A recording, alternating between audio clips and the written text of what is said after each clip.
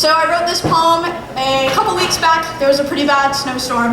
Wrote this after that. This one is called Merely to Make Light. Yesterday, when there was ice, I slipped and fell back years into the sleek blue cricket dance of Midwestern nights, slow as syrup, and the end of it all.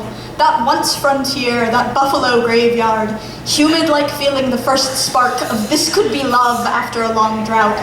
In the hard fall to cold ground, I saw my home.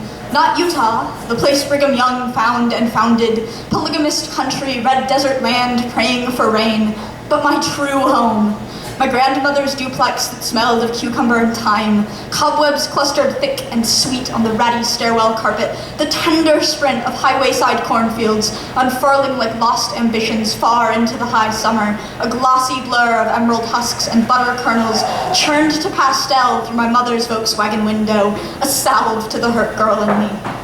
I saw autumn on the farm, scrubbing burnt tuna casserole off my Aunt Carol's good china, rattlesnakes in the cattail gold-flower grass, East Armbrust Lane north of Gretna for 1 week or two at a time, the pockmarked road a heaven song for deer and cattle, raccoons and rabbits, wild blooms seeded in the ruin ruts of old pioneer tracks, men who used the word catawampus and dug beneath the white winter snow to feel the earth in their hands and wonder if that was how it felt to exhale and lie with a woman. I smelled the neighbor dogs, half wolf and half clever, all silk fur, who I learned to throw chicken scraps to, their sharp eyes looking almost like a pining boy's when their canines were done with the business of evisceration. I tasted these things, each perfect picture burned into my memory, Kodachrome film, in the way I used to go outside and catch fireflies, lightning bugs as we called them, in jars. I took a while before I righted myself, kicked up on my supple black snow boots to float there with them, trace one warm, remembering line over amber-tipped wings, chitin shells, and the lights, how soft, how pure, how necessary. Imagine that.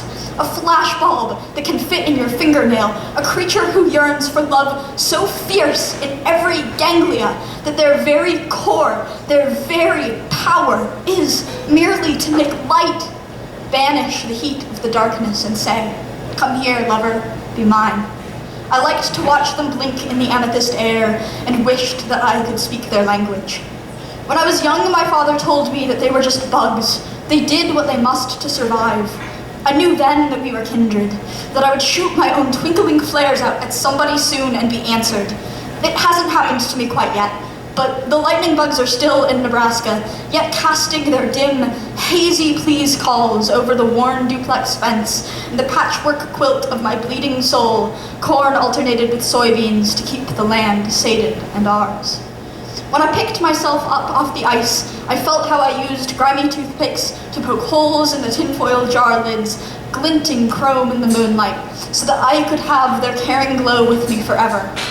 I smiled too quickly, too loud. Time's made a good liar out of me, I thought, and walked away towards the lights.